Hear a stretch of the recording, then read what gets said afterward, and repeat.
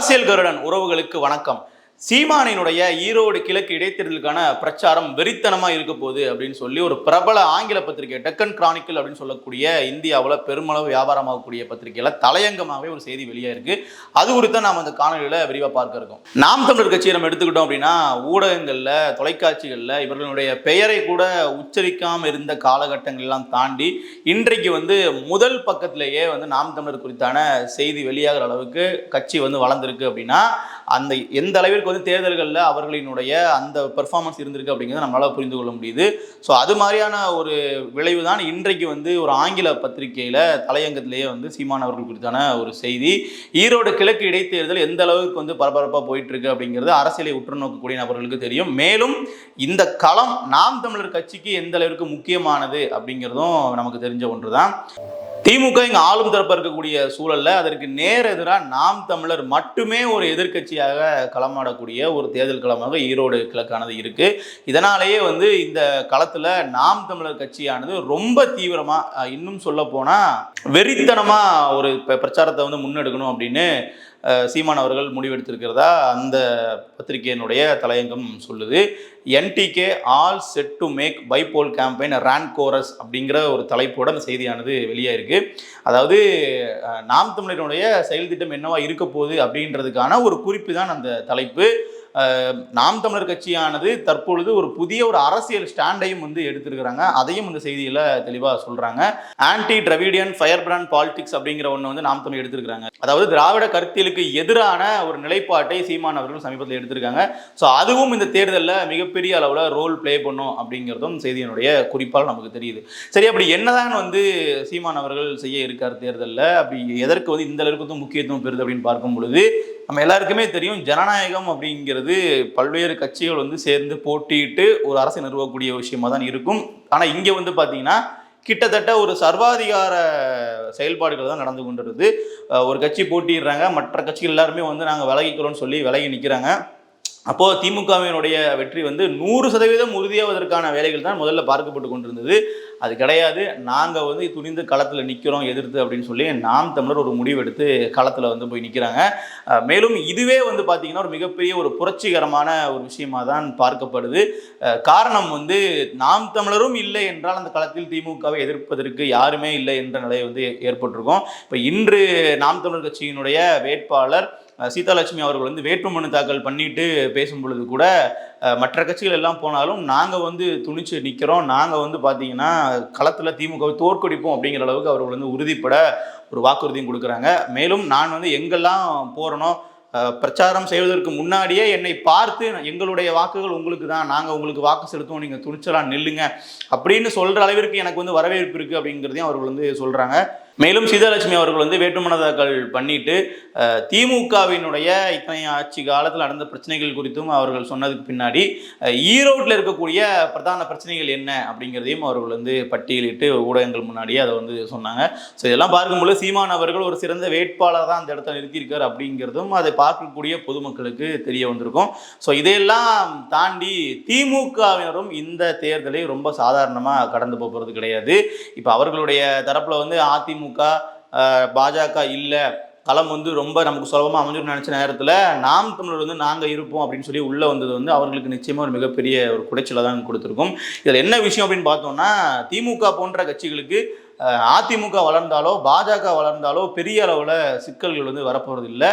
ஏன்னா அவர்களுக்குள்ளே பார்த்தீங்கன்னா பல்வேறு விஷயங்கள் ஒத்து போகக்கூடிய சம்பவங்கள் நடக்கும்.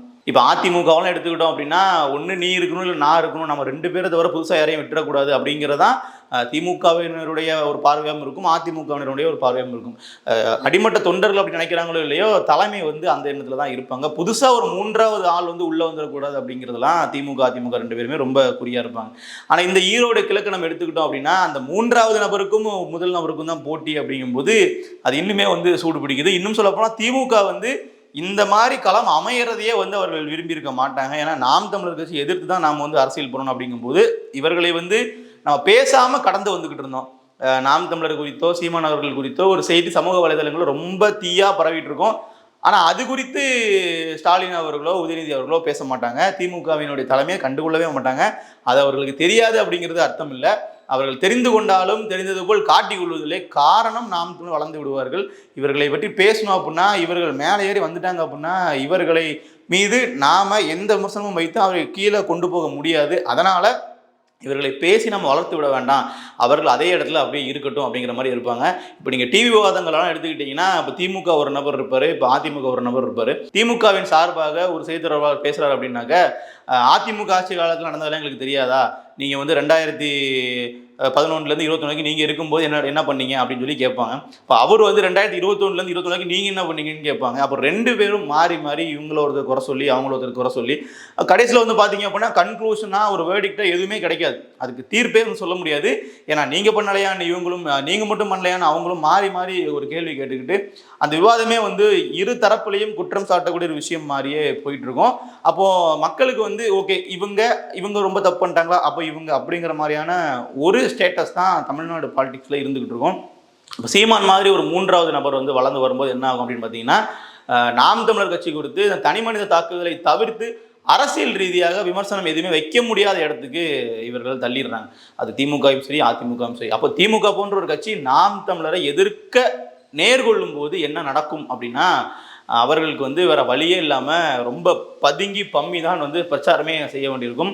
இப்போ சீதாலட்சுமி அவர்கள் குறித்து விமர்சனம் செய்வதற்காக கூட திமுகவினுடைய வேட்பாளர் சந்திரகுமார் ஏதாச்சும் ஒரு வார்த்தையை சொன்னார் அப்படின்னா, அது நாம் தமிழருக்கு மிகப்பெரிய அளவில் ஒரு பாசிட்டிவாக தான் போய் செய்யும். இல்லை சீமான் அவர்கள் எப்படியும் அந்த காலத்தில் இறங்கி அவர் குறித்தும் சரி, இந்த ஈரோடு தொகுதிக்கு இதுவரைக்கும் ஆளும் தரப்பு என்ன நன்மைகள் செய்திருக்காங்க, ஒன்றுமே செய்யலை அப்படின்னு சொல்லி அவர்கள் சொல்லி ஒரு பிரச்சாரம் பண்ணுவாங்க.